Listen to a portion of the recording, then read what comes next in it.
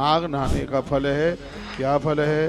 माघ नहाने का फल है कि सर्वव्रतेषु, धरती के जितने भी व्रत हैं उन संपूर्ण व्रतों को करके जो पुण्य कमाया जाता है, माघ नहाने से उतने फल की प्राप्ति हो जाती है। सर्वव्रतेषु पुण्यम सर्व तीर्थेषु चैव, दुनिया के जितने भी तीर्थ हैं उन सब में भ्रमण करने से, वहां जाने से, भजन पूजा पाठ संध्या आराधना करने से जितने फल की प्राप्ति होती है उतना फल माघ स्नान करने मात्र से प्राप्त हो जाता है। तो इतना बड़ा महात्म, इतनी बड़ी महिमा है इसकी। सर्वदानोद्भवम चैव लभेत मासोपवास कृतः, कहा गया सर्वदानोद्भवम, धरती के जितने भी दान हैं उनको करने से जिन पुण्यों की प्राप्ति होती है, माघ स्नान करने मात्र से उतने फल की प्राप्ति हो जाती है। इतनी बड़ी महिमा है। क्या मेरी आवाज आपके पास तक आ रही है?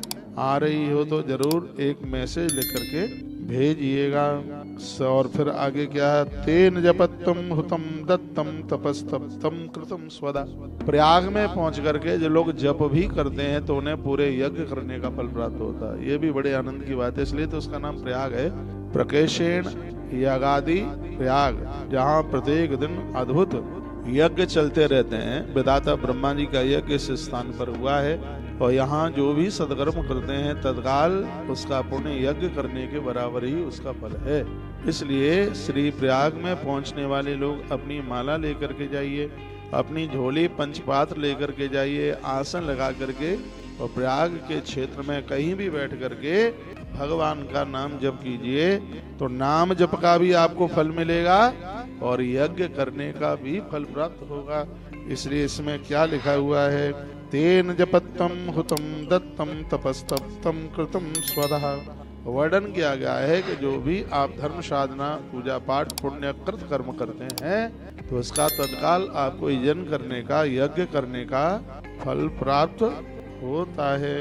इतना बड़ा महात्म्य श्री प्रयाग जी का है। इतनी बात कही का वैष्णवानी यथोक्तानि कृत्वा सर्वव्रतानि च द्वादशादीन पुण्यानि ततो मासमुपावसि। बहुत फल मिलता है पूरा महीना जब आप वहाँ रहने। प्रयाग में कल्पवास करने के लिए कौन कौन आते हैं वो सुन लीजिए। जितने भी ऋषि हैं वो सब आते हैं, साधक हैं, सिद्ध हैं वो आते हैं, जितने भी देवता हैं वो सब आते हैं, जितने भी भूत प्रेत हैं वो भी सब आते हैं, जितने भी राक्षस निशाचर हैं वह भी अपने कल्याण के लिए वहाँ आते हैं, जितने पूर्वज पुरखे हैं वह सब वहाँ पर आते हैं। मृत्यु के बाद, पुजारी मरने के बाद में, ब्राह्मण मरने के बाद में, तपस्वी मरने के बाद में, जितना भी जो जन है वो सब इस कुंभ में चल करके आते हैं। तो कुंभ की तो इतनी बड़ी महिमा है। जब मरे हुए लोग कुंभ में आते हैं तो भैया हम और आप जो जिंदे हमें तो पहुंच जाना ही चाहिए। मृत जीव भी वहां पर आते हैं कुंभ नहाने के लिए, कुंभ स्नान करने के लिए। हजारों वर्ष पहले जिन सिद्धों ने, महापुरुषों ने अपना शरीर छोड़ दिया तो कुंभ के समय पर वह भी नहाने के लिए आते हैं। एक बात और मैं बोलूंगा, माघ ही महीना क्यों?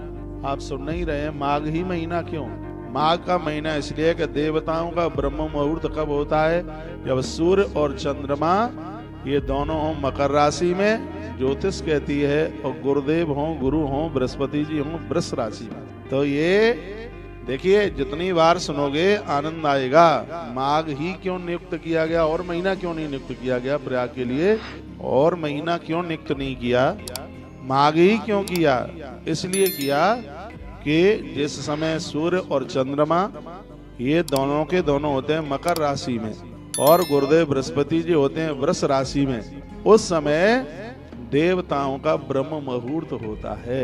जिस समय आप भोर में माघ के महीने में त्रिवेणी में नहाने के लिए जाते हैं तो उस ब्रह्म मुहूर्त में संपूर्ण देवताओं के दर्शन करने का फल तुम्हें तत्काल प्राप्त हो जाता है, प्रत्यक्ष रूप से पुण्य प्राप्त हो जाता है। इसलिए माघ का यह महीना देवताओं का ब्रह्म मुहूर्त है।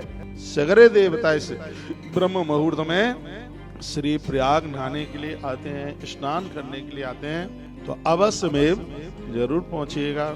और इस स्नान में अमावस्या का स्नान बहुत ज्यादा प्रमुख। ऐसा कहते हैं कि व्यक्ति के पास में समय ना होवे और वो इस अमावस्या को, जिसे मौनी अमावस्या के नाम से जाना जाता है, श्री प्रयाग में जाकर के स्नान कर ले क्या अद्भुत बात कही है। कहा जाता है कि यदि उनके पूर्वज में कोई भी यदि कोई अकाल मृत्यु के साथ में मौत को प्राप्त हो गए हैं तो यह पुण्य उनको प्राप्त हो जाता है और वह लोग मुक्त हो जाते हैं। इतनी बड़ी अद्भुत श्री प्रयाग की महिमा है जो कि आप सुन रहे हैं।